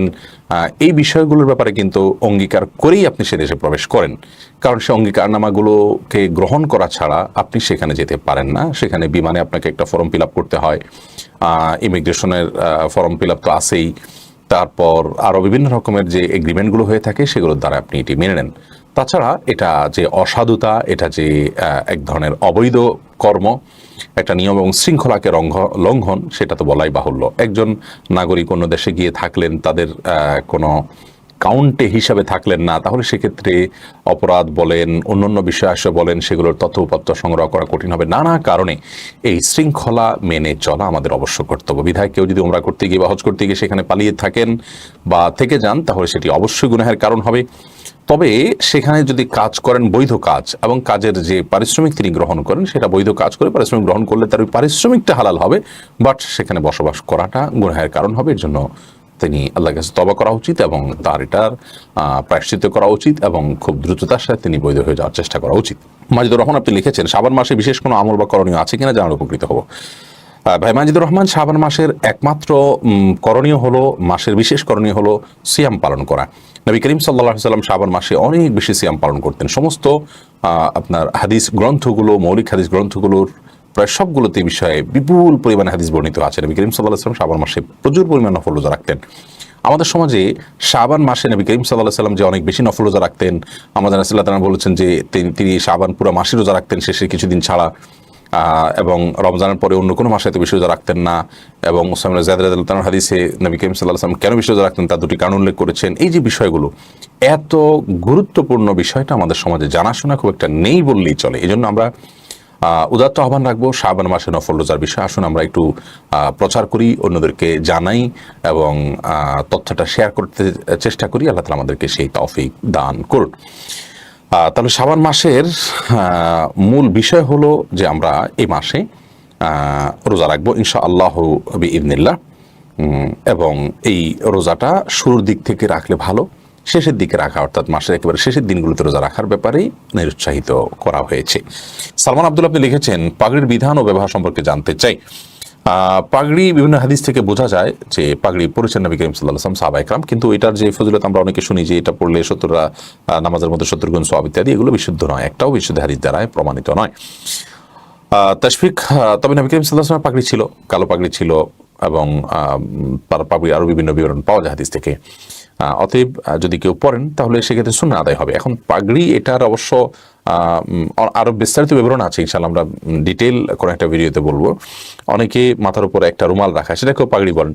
পাগড়ির প্যাচ কিভাবে হবে? আজকে যে প্যাচগুলো আমরা দেখি, এক এক এলাকাতে এক এক রকমের প্যাচ, ইরানিরা এক রকমের পাগড়িতে প্যাচ দেন, আফগানিরা আরেক রকমের পাগড়িতে প্যাচ দেন, এরকম আরো বিভিন্ন রকমের পাগড়ির প্যাচের বিষয়টা আছে।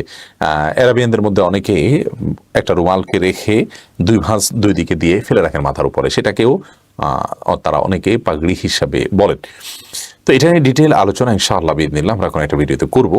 মুশফিক হাসান আপনি লিখেছেন, খাদ্যে ভেজাল দেওয়া, ওজনে কম দেওয়া সম্পর্কে ইসলামের দৃষ্টিভঙ্গি কি? ভাই মুশফিক হাসান, এটি অত্যন্ত গর্হিত এবং জঘন্য অন্যায়। আমরা যখন টেলিভিশন স্ক্রিনে দেখি যে দাড়ি পাকা মানুষ এবং আপনার চাপদাড়িওয়ালা মানুষ এবং টুপি পাঞ্জাবি বিশিষ্ট মানুষ হাবভাবে মনে হয় তিনি নামাজ কালাম পড়ার চেষ্টা করেন, এই মানুষগুলো খাদ্যে ভেজাল দিচ্ছেন, ধরা পড়েছেন, কিংবা ওজনে কম দিয়েছেন, ধরা পড়েছেন, কিংবা খাদ্য মজুত করে ক্রাইসিস সৃষ্টি করেছেন, ধরা পড়েছেন, এরকম মানুষগুলোকে দেখার পর ব্যক্তিগতভাবে আমার কাছে খুবই খারাপ লাগে, খুবই লজ্জায় মাথা অবনত হয়ে আসে যে একজন মানুষ ইসলামকে প্র্যাকটিস করার চেষ্টা করছেন, নামাজ রোজা করার চেষ্টা করছেন, তারপরেও লোকটি কেন এমনটি করছেন? এর অন্যতম কারণ হলো যে তিনি ইসলামটাকে সঠিকভাবে বুঝতে পারেন নাই। তিনি মনে করছেন ইবাদত সর্বশেষ কিছু কাজই হলো ইসলাম। তিনি যখন মসজিদে দেখেন তখন মুসলমান থাকেন, আর যখন তিনি তার দোকানে ঢুকেন, তার ব্যবসা প্রতিষ্ঠানে ঢুকেন, তখন তিনি একজন ব্যবসায়ী হয়ে যান, ইসলাম আর তার থাকে না। তো এই জন্য আমাদের এই বিষয়গুলোকে খুব বিশেষভাবে সাবধান হওয়া উচিত এবং খেয়াল করা উচিত। আল্লাহ তাআলা আমাদেরকে তৌফিক দান করুন। খাদ্যে ভেজাল দেওয়া গুনাহের কথা, ওজনে কম দেওয়া গুনাহের কথা। কিরকম গুনাহের কথা? সূরা মুতাফফিফিন আল্লাহ তাআলা বলেছেন, ওয়াইলুল লিল মুতাফফিফিন আল্লাযীনা ইযা ইক্তালু আন নাসি ইস্তাওফুন ওয়া ইযা কালুহুম আও ওয়াজানুহুম ইখসিরুন। ওই সমস্ত লোকদের জন্য ধ্বংস অনিবার্য, চূড়ান্ত। যে সমস্ত লোকগুলো মুতাফফিফ অর্থাৎ যারা ব্যবসা করলে ভোক্তাদেরকে ঠকায়, তাদের অধিকার নষ্ট করে, তাদেরকে ওজনে কম দেয়, আবার তাদের কাছ থেকে নেওয়ার সময় বাড়িয়ে নেয়, এই যে কাজগুলো যারা করে তাদের জন্য ধ্বংস অনিবার্য এবং কিয়ামতের মাঠে তাদেরকে উপস্থাপিত হয়ে আল্লাহর সামনে দাঁড়াতে হবে। আল্লাহ তাআলা সতর্ক করেছেন। এক নবীর উপর আল্লাহ তাআলার লানত এবং এক নবীর উম্মতের উপর আল্লাহ তাআলার লানত এবং অভিশাপ নাজিল হয়েছিল এই কারণে যে তারা ওজনে কম দিয়েছিলেন। আর এর বাইরে খাদ্য শস্যের মধ্যে ভেজাল না দেওয়ার ব্যাপারে মুসলিমের একটি হাদিস আমরা জানতে পারি, নবী করিম সাল্লাল্লাহু আলাইহি ওয়াসাল্লাম বাজারে একবার সরেজমিন তদন্তে গিয়েছেন। বাজারে কিভাবে কি হচ্ছে না হচ্ছে, কি চলছে না চলছে, তখন তিনি একটা খাদ্য বিক্রেতাকে দেখলেন খাদ্যশস্য বিক্রি করছে। তার খাদ্যের স্তূপের মধ্যে নবী সাল্লাল্লাহু আলাইহি ওয়াসাল্লাম হাত প্রবেশ করিয়ে দিলেন। হাত প্রবেশ করার পর নবী সাল্লাল্লাহু আলাইহি ওয়াসাল্লাম দেখতে পেলেন যে ওই ভদ্রলোকের খাদ্যশস্যের উপরে শুকনা খাদ্যশস্য আছে আর তলে সব ভেজা খাদ্যশস্য। নবী সাল্লাল্লাহু আলাইহি ওয়াসাল্লাম তখন তাকে বললেন যে তুমি এই যে কাজটা করেছো এটা কেন করেছো? তখন লোকটি বলল যে বৃষ্টির পানিতে খাদ্য ক্ষতিগ্রস্ত হয়েছে, সেজন্য আমি সেগুলোকে নিচে রেখে উপরে ভালোগুলো দিয়ে দিয়েছি, কারণ মানুষ তো কিনতে চাইবে না হয়তোবা। নবী সাল্লাল্লাহু আলাইহি ওয়াসাল্লাম তখন তাকে ভর্ৎসনা করেছেন এবং বলেছেন, মালগাশা ফালাসাবিনা, যে ব্যক্তি মানুষকে প্রতারিত করে সে আমার উম্মত না। বিদায় খাদ্যশস্য যদি কেউ এর মধ্যে ভেজাল দেয় ভোক্তার জন্য, অবশ্যই সেটি গুনাহের কারণ এবং সেটির কারণে তার উপার্জন হারাম হবে, আল্লাহর কাছে জবাবদিহি করতে হবে, বান্দার হক নষ্ট করা হবে। অত্যন্ত জঘন্য বিষয় এবং গর্হিত বিষয়। আল্লাহ তাআলা আমাদেরকে বোঝার তৌফিক দান করুন। এরপরে সঞ্জিদা আক্তার নিঃস্ব আপনি লিখেছেন, কারো সন্তানের আকিকাতে জাকাতের টাকা দিতে পারবো? দিলে ক্ষতি হবে কিনা? লোকটা যদি অভাবী হন, তার সংসার চলে না, তার যে উপার্জন হয় সেই উপার্জন দিয়ে তার চলতে অসুবিধা হয়, মৌলিক প্রয়োজন তিনি পূরণ করতে পারেন না, তাহলে তাকে আপনি জাকাতের টাকা থেকে দিতে পারেন, সেটি আরেক বিষয়। কিন্তু লোকটা যদি সলভেন্ট থাকে, সলভেন্ট বলতে তার যে মাসিক উপার্জন আছে, তার যে ইনকাম আছে, সেটা দিয়ে তার মাস চলে যায়, তার সংসার চলে যায়, তার মৌলিক প্রয়োজন তিনি পূরণ করতে পারেন, তাহলে সেক্ষেত্রে তাকে আপনার জাকাতের টাকা দেওয়া জায়েজ হবে না, কারণ সে ফকির বা মিসকিনের কাতারে পড়বে না। বিধায় ওই ক্যাটাগরিতে সে পড়েছে কিনা সেটা দেখে আপনি জাকাতের টাকা দিবেন। কি জন্য দিয়েছেন সেটা ইস্যু নয়। আকিকা, একজন গরিব মানুষের বাচ্চার আকিকার জন্য টাকা দিলে সেটা জায়েজ হতে পারে, কিন্তু শর্ত হলো আপনার সে জাকাতের হকদার হতে হবে। আর যদি জাকাতের হকদার না হয় তাহলে আকিকার টাকা কেন অন্য কোনোভাবেই তাকে জাকাতের টাকা আপনি দিতে পারবেন না। মিজান রহমান আপনি লিখেছেন, তবে হ্যাঁ, আকিকার টাকা, আকিকার জন্য ছাগল কিনে দিলেন আপনি, তার হয়তো এটা সে করবে না, তার ইচ্ছে ইম্পর্টেন্ট বিষয় আছে, তো সেটা কিন্তু জায়েজ হবে না। তাকে আপনি জাকাত দিবেন ক্যাশ বা যেভাবে দিলে তার জন্য সবচেয়ে বেশি উপকার হয়। সে নিজে যদি বলে যে আমার জন্য এটা দেন, তাহলে সেক্ষেত্রে দেওয়া যেতে পারে যদি জাকাতের হকদার হয়। মিজান রহমান আপনি লিখেছেন, পিতার জীবদ্দশায় বিকৃত জমি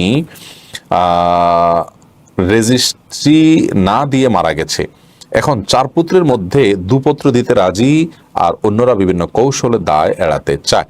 এখন পিতার পরিণতি এবং সন্তানের দায়িত্ব কর্তব্য কি? পিতার জীবদ্দশা যদি বিকৃত জমি রেজিস্ট্রি না করে দিয়ে তিনি মারা যেয়ে থাকেন, আর ছেলেরা দুজনে সবার হক দিতে রাজি আর বাকিরা দুজনে আপনার ক্রেতাকে দিতে রাজি আর বাকিরা এড়াতে চায়, তাহলে সেক্ষেত্রে পিতার দায় থাকবে যদি পিতা গড়িমসি করে এটাকে অবহেলা করে আপনার রেজিস্ট্রি না দিয়ে যায়, রেজিস্ট্রি তিনি যদি ইচ্ছাকৃত না দিয়ে যায়, বিলম্ব করে যায়, গড়িমসি করে যায়, তাহলে সেক্ষেত্রে তো তার গুনাহ হবেই, তাকে অবশ্যই এর জন্য দায় নিতে হবে।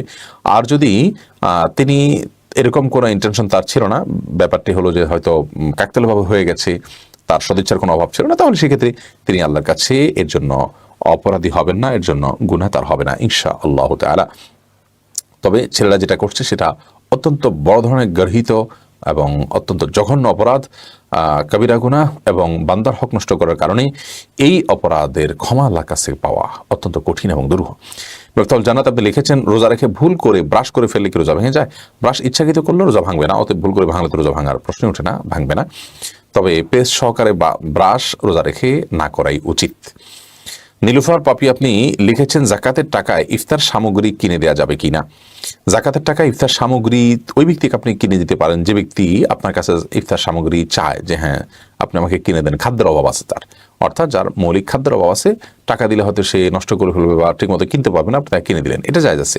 কিন্তু যদি এমন হয় টাকা দিলে সে তার সুবিধা অনুযায়ী কিনতে পারবে, ইফতারের কোন আইটেম লাগবে কোনটা লাগবে না, খাবারের কোন আইটেম লাগবে কোনটা লাগবে না, এরকম যদি হয় তাহলে তাকে অবশ্যই নগদ টাকা দিতে হবে।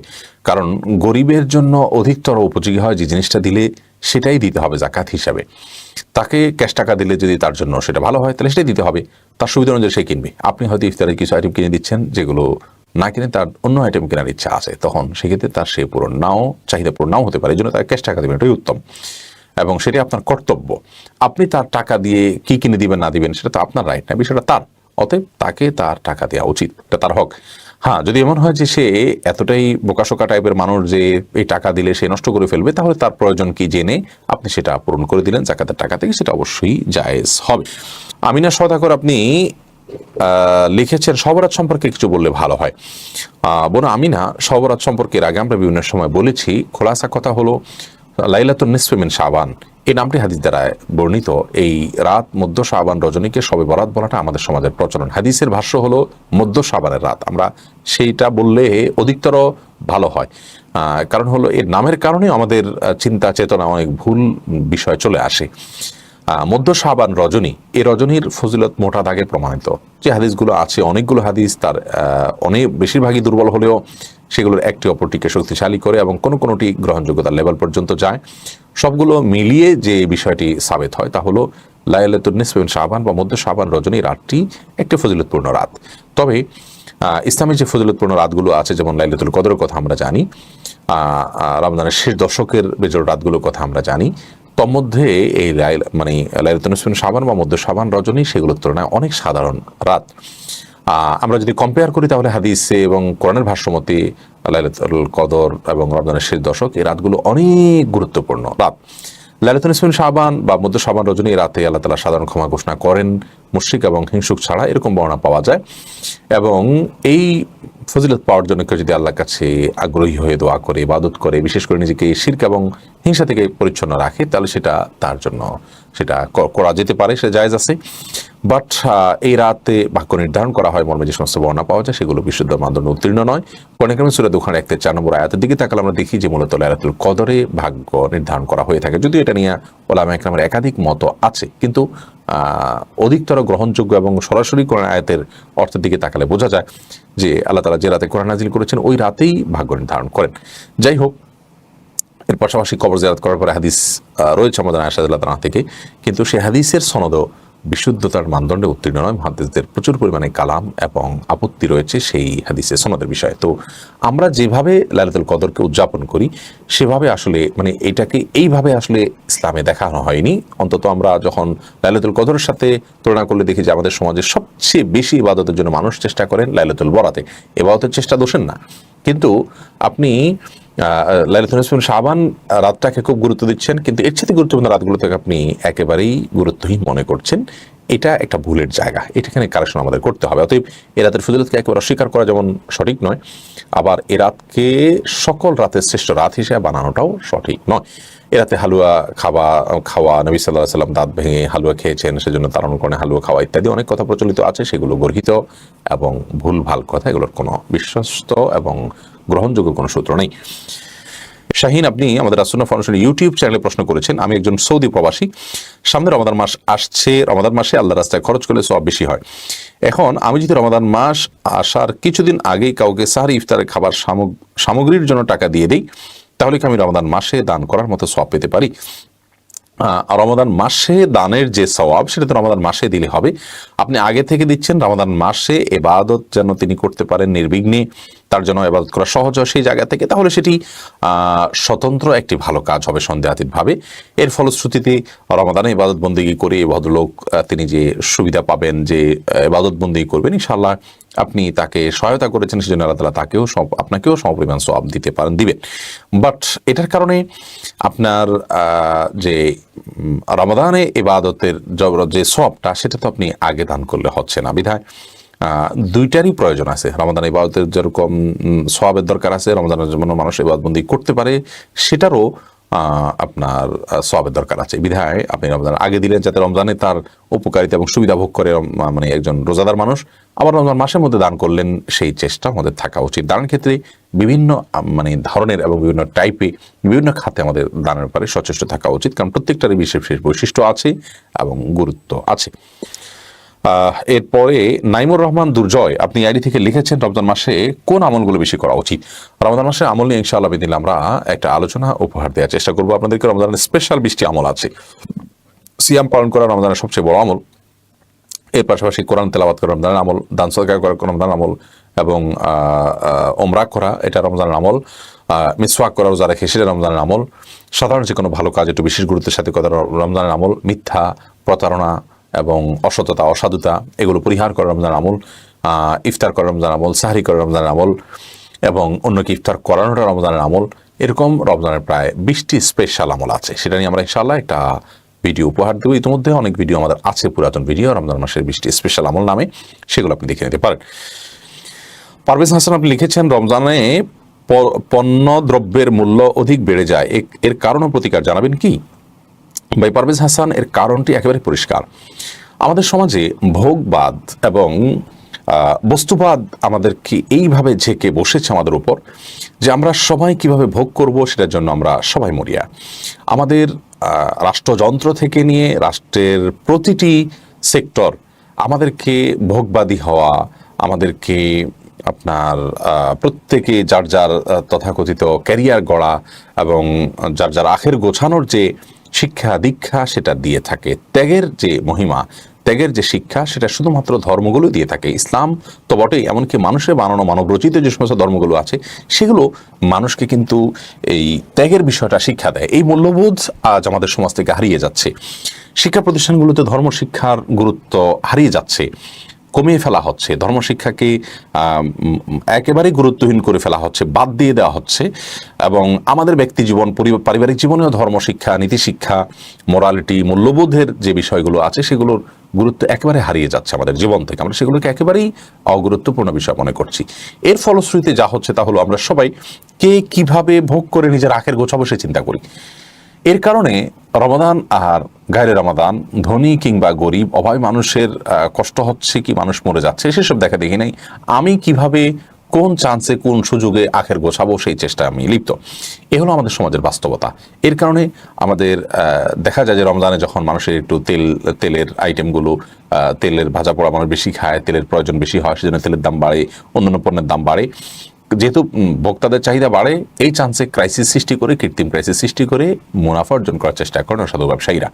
তো এই মানসিকতা সমাজে ব্যাপক আকার ধারণ করছে। দিন দিন আপনার ধর্মীয় বিষয়গুলো, ত্যাগের বিষয়গুলো একেবারে গৌণ হয়ে যাচ্ছে, যার কারণে সমাজে মানুষের মধ্যে পশুত্ব এই পরিমাণ বাড়ছে যে মানুষ গায়ে গতরে মানুষ থাকলেও আচার আচরণে কায় কারবারে আমরা পশুর মতো হয়ে যাচ্ছে, এবং পশুকে হার বানিয়ে ফেলছি। অতএব এই অবস্থা থেকে উত্তরণের পথ আমাদেরকে খুঁজে বের করতে হবে, এবং ধর্মীয় শিক্ষা, মূল্যবোধ আমাদের মধ্যে জাগ্রত করতে হবে। এটা হলো প্রথম বিষয়। দ্বিতীয়ত হলো যে আইনের শাসন এবং সার্বিক যে আরও বিষয় আসা আছে সেগুলো দরকারি ক্ষেত্রে, যাতে করে অসাধু ব্যবসায়ীরা কোন প্রকার অসাধুতা করতে না পারে, তার মাধ্যমেও এগুলো নিয়ন্ত্রণ করা সম্ভব। আর আরেকটি গুরুত্বপূর্ণ বিষয় হলো যে আমরা সাধারণত রমাদান এলে বা বিভিন্ন যে সুযোগ আসে যখন অধিক মুনাফা অর্জন করা যায়, এই মুনাফা অর্জনের যে মানসিকতা আমাদের মধ্যে আছে, আমরা ত্যাগ করার মধ্যে যে মানে স্বাদ আছে, তৃপ্তি আছে, এটা বেশিরভাগ মানুষ আমরা চাই না। অতএব সেই ত্যাগের যে মহিমা সেটা প্রচার করতে হবে, সেটাকে প্রতিষ্ঠা করতে হবে, আইনের শাসনকে বাড়াতে হবে। তাহলে ইনশাআল্লাহ বিদিনিল্লাহ এই পরিস্থিতি থেকে উত্তরণের পথ আমরা খুঁজে পাবো। আল্লাহ তাআলা আমাদের ব্যবসায়ীদেরকে রমাদান উপলক্ষে আরও বেশি বরং ছাড় দেওয়ার মানসিকতা লালন করার তৌফিক দান করুন। কার জন্য সমস্ত উপার্জন? সন্তানের জন্য, পরিবারের জন্য। তারা কেউ আমার এই অবৈধ উপার্জনের দায় নিবে না যে আমি পণ্যের দাম বাড়িয়ে কৃত্রিম ক্রাইসিস সৃষ্টি করে উপার্জন করছি, এটা সম্পূর্ণ হারাম। এইটির একটা বড় কারণ হলো যে আমরা অনেকে এবাদত বলতে ইসলাম বলতে বুঝি হলো এবাদত সর্বস্ব কিছু বিষয় আসকে। আমাদের ব্যবসা বাণিজ্যের ক্ষেত্রে যে আমরা অসহায়তা অবলম্বন করি, আমরা যদি মানুষের অধিকার নষ্ট করি, আমরা যদি ভোক্তার অধিকার নষ্ট করি, আমরা যদি কৃত্রিম ক্রাইসিস সৃষ্টি করি, তাহলে সেক্ষেত্রে এগুলোর কারণে আমার উপার্জন হারাম হবে, এগুলোর কারণে আমি গুনাহগার হব। এগুলো না করাটাও একটা ইবাদত, সেটি আমরা অনেকে চাই না। অতএব ইবাদতের কনসেপ্টটা সঠিকভাবে আমাদের সমাজে প্রচার করতে হবে এবং ধর্মীয় মূল্যবোধ আমাদের মধ্যে যেন জাগ্রত হয় সেটার চর্চা বাড়াতে হবে। আল্লাহ তাআলা আমাদেরকে সেই তৌফিক দান করুন। এরপরে অরিনা তাবাসসুম আপনি লিখেছেন আসুন্নাহ ফাউন্ডেশনের যাকাতের টাকা দেওয়া যাবে কিনা? জীবন অবশ্যই আসুন্নাহ ফাউন্ডেশনের যাকাতের টাকা দেওয়া যাবে। আসুন্নাহ ফাউন্ডেশনের ওয়েবসাইটে যদি আপনি যান www.asunnahfoundation.org, সেখানে গেলে আপনি দেখবেন যাকাত দানের ওখানে অপশনে ক্লিক করলে আপনার যাকাতের অপশন আসবে, সেখানে আপনি টাকা দিলেই আমাদের যাকাতের অ্যাকাউন্টে সেটা চলে যাবে এবং যেটা যাকাতের অ্যাকাউন্টে চলে যাবে সেটা আমরা যাকাতের খাতেই ব্যয় করবো ইনশাআল্লাহ তাআলা। ইতিমধ্যে যাকাতের টাকা দিয়ে আমরা 22টি জেলাতে 1200 পরিবারকে স্বাবলম্বী করার যে প্রকল্প আমরা হাতে নিয়েছি সেটি আলহামদুলিল্লাহ পরিসমাপ্তির দিকে এবং অত্যন্ত গুরুত্বপূর্ণ একটি প্রজেক্ট এটি আমাদের আলহামদুলিল্লাহ। এবং যাকাতের খাতে টাকা আমাদের কাছে নির্বিঘ্নে দিতে পারেন। অনেকে যাকাতের টাকা থেকে সংশ্লিষ্ট খাতের খরচের টাকাটা রাখেন এবং যাকাত যারা কালেকশন করেন তার সাথে থাকেন, তাদের বেতন সেখান থেকে নেওয়া যায় সেই মাসালার ভিত্তিতে। কিন্তু আমরা ফাউন্ডেশন থেকে একটা কমিটমেন্ট করেছি এবং সবসময় করে থাকি, তা হলো যাকাত ফান্ডে যে টাকা আসে তার শতভাগ আমরা হকদারের কাছে পৌঁছায় থাকি। ডিস্ট্রিবিউশন কস্ট যা আছে এগুলো সবগুলো ফাউন্ডেশন জেনারেল ফান্ড থেকে যায়। যাকাতের টাকাটা সবটুকুই আমরা হকদারকে দিয়ে থাকি আলহামদুলিল্লাহ। লাজু আক্তার আপনি লিখেছেন তেলাওয়াতে সিজদা একটি নাকি দুটি? উত্তর হলো একটি।